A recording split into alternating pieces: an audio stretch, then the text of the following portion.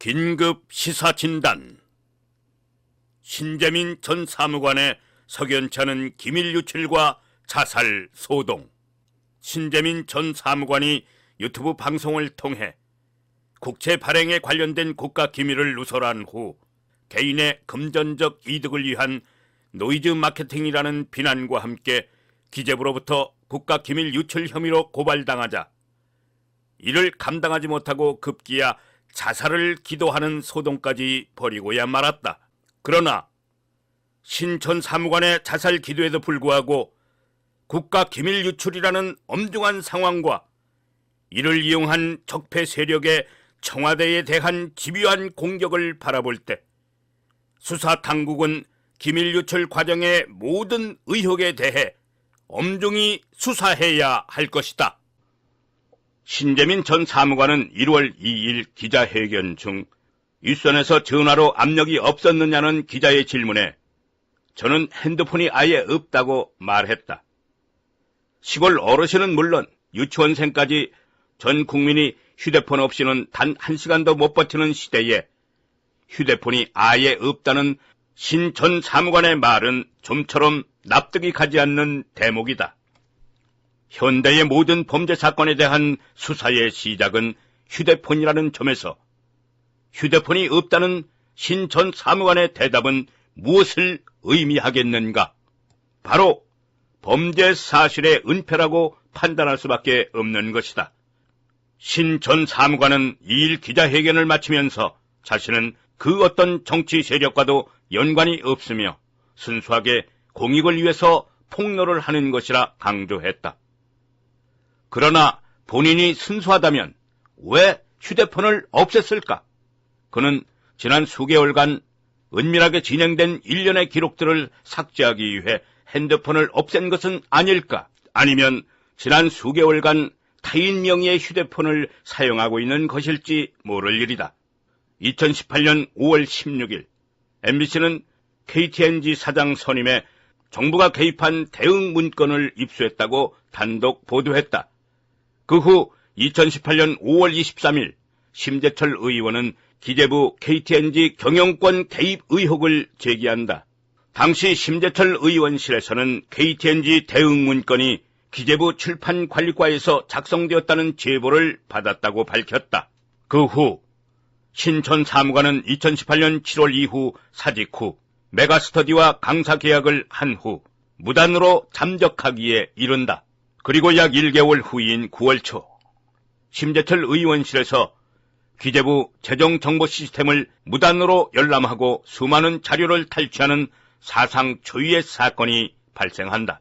당시 심재철 의원은 단순한 시스템 오류로 기재부 내부 자료를 열람할 수 있었다고 해명했으나 기재부 내부에 조력자가 있기에 가능했을 것이라는 의혹이 짙은 사건이었다.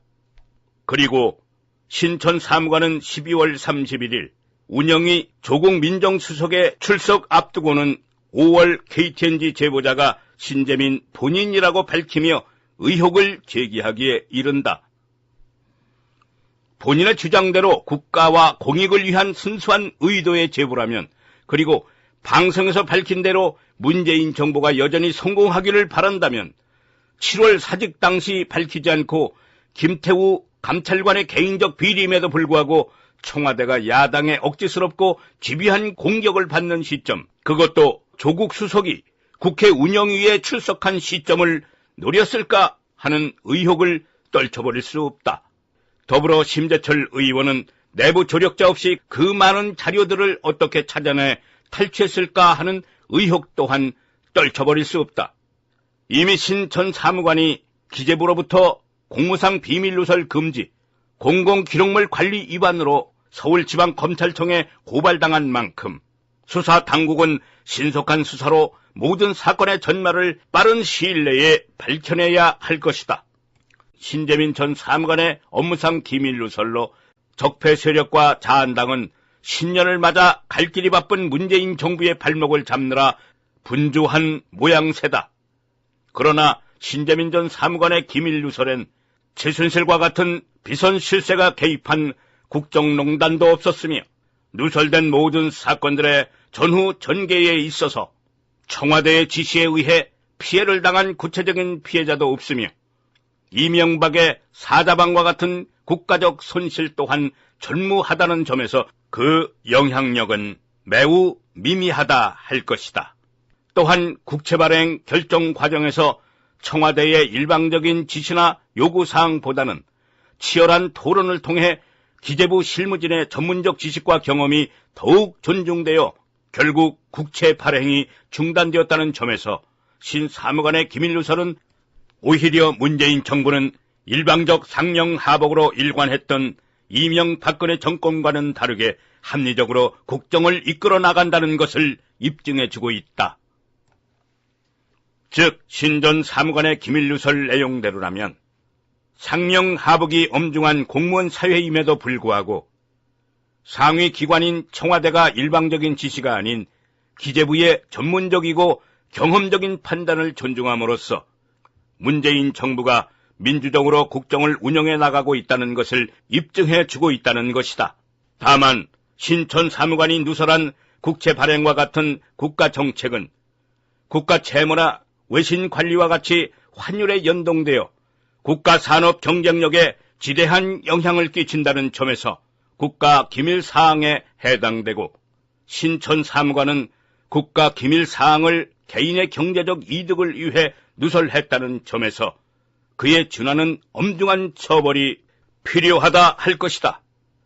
신 전 사무관은 12월 29일 유튜브 개인 방송에서 본인과 강사 계약을 했던 특정 업체를 광고하며 후원 계좌를 공지하고 후원을 부탁했다. 기밀 누설이 순수했다는 본인의 변명과는 달리 금전적 수익을 의도한 다분히 노이즈 마케팅이었다는 것이다. 또한 공익적 내부 고발은 권력을 남용해 개인적 이득을 취하거나 국가와 사회에 크나큰 손해를 끼쳤을 경우에 해당되는 것이나 결과적으로 폭로 내용에는 권력 남용이나 국가 사회적 손실이 불분명한 데다 신천 사무관은 누가 보더라도 분명한 금전적 수익을 목적으로 국가 기밀을 누설했다는 점에서 그 의도가 매우 불순했다고 볼 수밖에 없다. 더불어 신천 사무관이 공무상 취득한 자료를 외부에 무단으로 유출하거나 기재부와 청와대의 내부 의사결정 과정에 관해 스스로 판단해 사실과 맞지 않는 내용을 여과 없이 유출함으로써 엄중한 공무원법을 위반한 사실 또한 엄중하게 책임을 물어야 할 것이다.